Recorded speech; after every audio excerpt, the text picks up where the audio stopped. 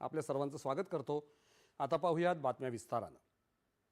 विदर्भातल्या खनिज संपदेचा उपयोग करताना प्रदूषण होणार नाही आणि पर्यावरणावर विपरीत परिणाम होणार नाही असं तंत्रज्ञान केंद्र सरकारने आणलं असून त्याच्या महाराष्ट्रातल्या पहिल्या प्रकल्पाचं भूमिपूजन आज होत आहे। हा अत्यंत आनंदाचा क्षण असल्याचं मुख्यमंत्री देवेंद्र फडणवीस यांनी सांगितलं।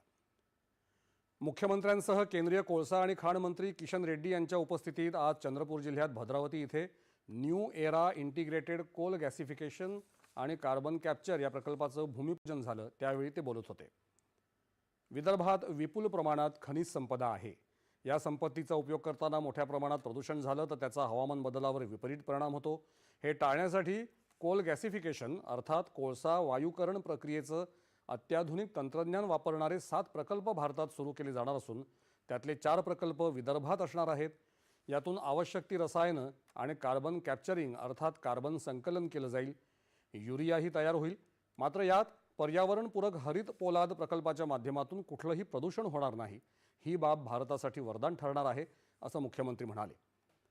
पहिला टप्पा 2 वर्षात पूर्ण होईल। यामध्ये 30,000 कोटी रुपयांची गुंतवणूक आणि 10,000 लोकांना रोजगार मिळेल असा विश्वास त्यांनी व्यक्त केला।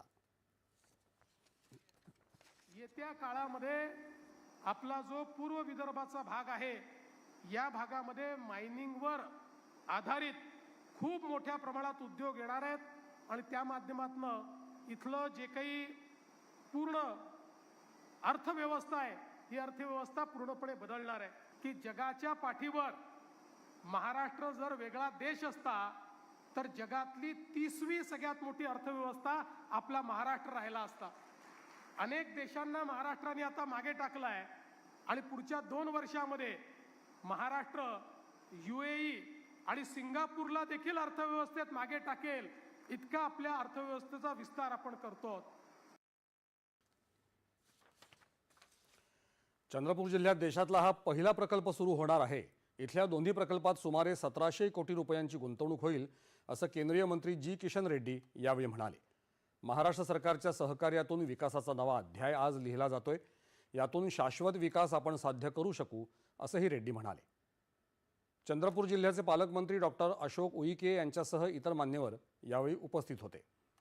भद्रावतीत MIDC परिसरात हा प्रकल्प उभारण्यात येत आहे। सुमारे 3,300 हेक्टर जागेवर हा प्रकल्प उभारला जात असून त्यातून दरवर्षी 50 लाख मेट्रिक टनांहून जास्त कोळशावर प्रक्रिया करून उच्च मूल्याची रसायनं तयार केली जाणार आहेत।